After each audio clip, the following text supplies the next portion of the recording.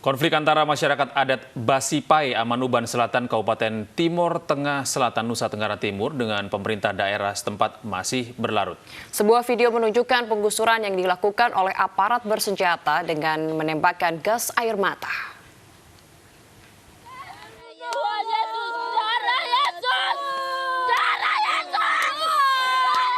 Ditembak oleh Brimob. Dalam video amatir ini, sejumlah ibu-ibu berteriak histeris ketika aparat kepolisian dan anggota Brimob bersenjata lengkap memaksa mereka untuk meninggalkan tempat tinggal mereka.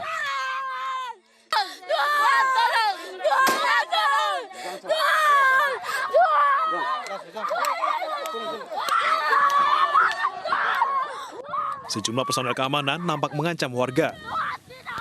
Bahkan beberapa kali terdengar suara tembakan disertai suara tangis anak-anak.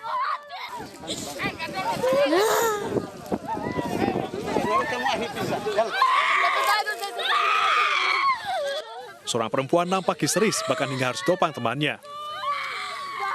Mereka berteriak memohon kepada aparat agar bisa tetap menempati rumah mereka. Pak, sudah belasan tahun kami begini. Tuhan, kau sapu hidup kau terus begini. Mereka bahkan bersujud dan berguling di tanah, memohon untuk bisa tetap tinggal di tanah mereka. Sebanyak 29 kepala keluarga warga Basipai yang menjadi korban penggusuran oleh pemerintah Provinsi NTT saat ini tinggal di bawah pohon. Sebagian di antara mereka tidur beralaskan tanah karena hanya ada 3 lembar tikar. Rumah itu telah kami bangun 5 hari yang lalu. Dan 5 hari berturut-turut saya pergi membujuk mereka untuk masuk ke rumah. Mama, saya sudah membangun rumah bagi mama mereka. Dan saya telah menarik listrik bagi mereka. Silakan masuk ke rumah yang telah kami bangun ini. Tidak baik tinggal di pinggir jalan, karena ada anak-anak. Kalau sakit bagaimana? Tapi mereka lebih memilih untuk tinggal di situ.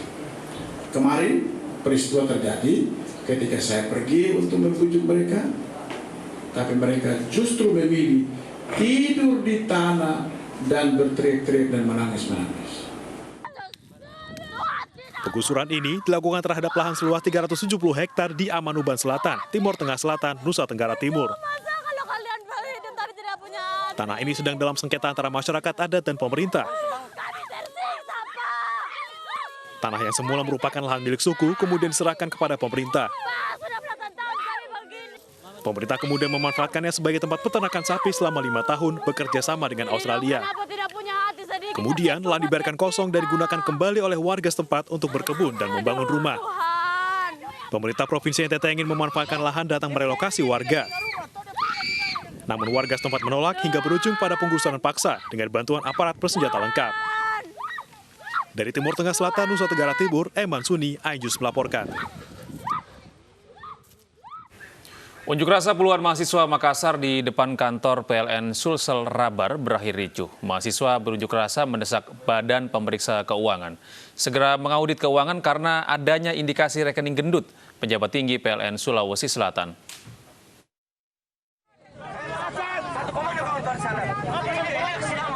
Kericuan mewarnai unjuk rasa puluhan mahasiswa pemerhati anti korupsi di depan kantor PLN wilayah Sulawesi Selatan, Tenggara, dan Barat di Makassar.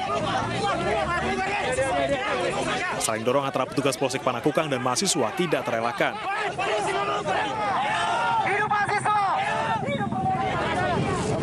Petugas membubarkan paksa unjuk rasa karena mahasiswa mulai bertindak anarkistis dengan akan memblokade jalan dan membakar ban bekas. Unjuk rasa mahasiswa akhirnya batal setelah dibubarkan petugas. Dalam tuntutannya, mahasiswa mendesak BPK Provinsi Sulawesi Selatan segera mengaudit rekening milik pejabat tinggi PLN Sulsel Rabar lantaran adanya indikasi pungli. Dari Makassar, Sulawesi Selatan, Yol Yusfin, iNews melaporkan. 3 penambang tewas tertimpa batu saat bekerja di Grobogan, Jawa Tengah. Petugas kesulitan mengevakuasi para korban karena tidak tersedianya alat berat.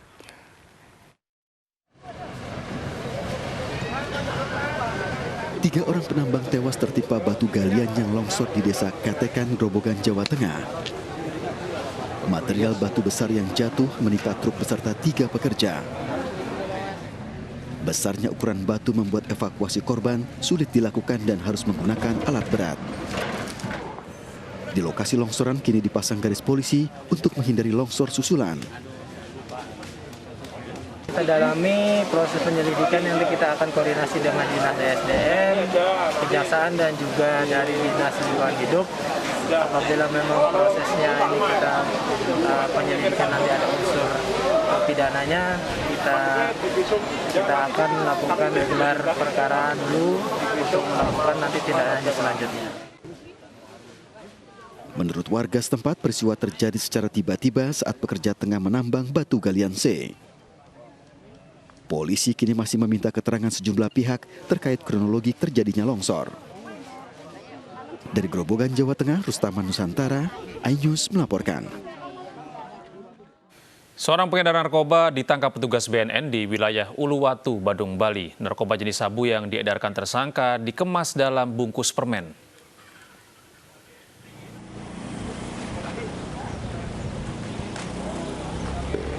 Tersangka Joman Muda tak berkutik saat ditangkap petugas BNN. Tersangka ditangkap di kawasan Uluwatu, Badung, Bali karena kedapatan menjadi kurir narkoba. Dalam aksinya, tersangka mengemas narkoba dalam bungkusan permen. Dari tangan tersangka, petugas menemukan barang bukti berupa 15 paket sabu dan barang bukti lainnya. Artinya ini mereka, tersangka ini sudah mempersiapkan diri. Di samping dia menggunakan untuk dirinya sendiri, juga dia bertindak sebagai kurir narkoba.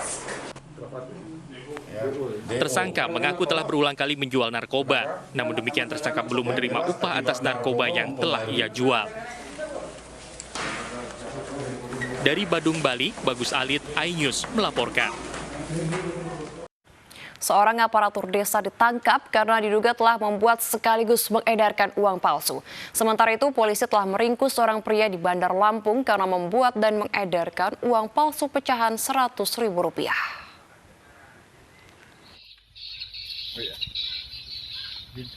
Amaludin tak bisa mengelak saat tim Buser Polsek Paloh, Kabupaten Sambas, Kalimantan Barat menangkapnya di rumahnya di Desa Tanah Hitam, Kecamatan Paloh, Kabupaten Sambas.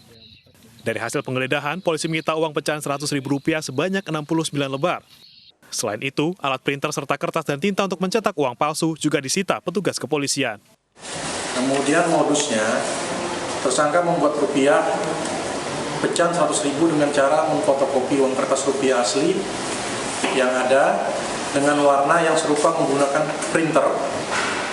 Yang selanjutnya, uang rupiah kertas palsu hasil pencetakan dilakukan oleh tersangka tersebut selanjutnya digunakan oleh tersangka untuk pembayaran honorium atau honor dengan insentif tim pelaksana kegiatan Desa Tanah Hitam tahun anggaran 2020. Amaludin dijerat dengan pasal 26 ayat 1 tentang perbankan dengan ancaman 10 tahun penjara.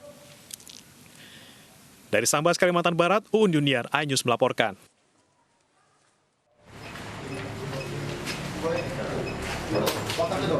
Muhammad Jafar, warga Natar, Lampung Selatan, ditangkap tim khusus anti bandit Polresta Bandar Lampung. Dari penggeledahan di dalam rumah kontrakannya, petugas menemukan ribuan lembar uang palsu pecahan Rp100.000 dengan total Rp320 juta serta sebuah laptop yang berisikan file data pembuatan uang palsu. Modus yang dilakukan pelaku yaitu mencetak uang palsu di dalam jumlah banyak dan menyebarkan uang tersebut dengan modus membeli telepon genggam korban dengan uang cash. Untuk meyakinkan korban, dia menggunakan kemeja berwarna biru dan kemudian menggunakan ID card, yang mana ID card itu mencantumkan salah satu bank swasta di Bandar Lampung.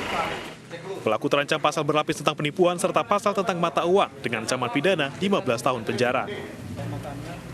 Dari Bandar Lampung, Andres Afandi, iNews melaporkan. Presiden Joko Widodo melantik anggota dan Ketua Kompolnas periode 2020-2024 di Istana Negara, Jakarta. iNews Pagi kembali sesaat lagi, usai jeda.